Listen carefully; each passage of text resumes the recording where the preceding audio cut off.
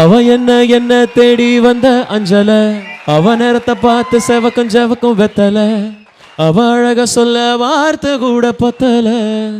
அட இப்போ எனக்கு வேணும் அஞ்சல, அவ இல்ல நெருப்பு தான் நெஞ்சில. ஒவ்வொன்னுக்குள்ள ஒன்னா என் நெஞ்சுக்குள்ள நின்னா, கொஞ்சமாக உயிர் பிச்சி தின்னா. அவ ஒத்த வார்த்தை சொன்னா அது மின்னும் பொன்னா. என்ன சொல்லி என்ன அவ மக்கி போனா. டுகெதா தர தன்னா தன்னே தானே, தர தன்னா தன்னே தானே, தர தந்தன தானே, தர தந்தன தானே. நீங்க எந்த ஒரு சாங் பாடினாலுமே அதை நாங்க உருகி கேட்கிறோம். பட் நீங்க எந்த ஒரு ஹீரோனுக்கு பாடும்போதாவது உருகி வாவ் அப்படி ஒரு ஃபேன் பாய் மொமெண்ட்ல நீங்க பாடிருக்கீங்களா? எந்த ஒரு சாங்?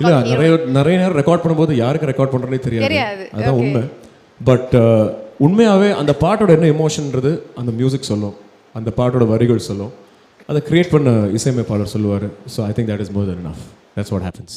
யாருமே உங்களை சினிமாலேருந்து அப்ரோச் பண்ணலையா? ஒரு நடிக்கிறதுக்கு ஒரு கேரக்டர் இல்லை ஒரு லீட் ரோல் அந்த மாதிரி? இல்லை ஒரு 2-3 ஸ்க்ரீன் டெஸ்ட் பண்ணேன்.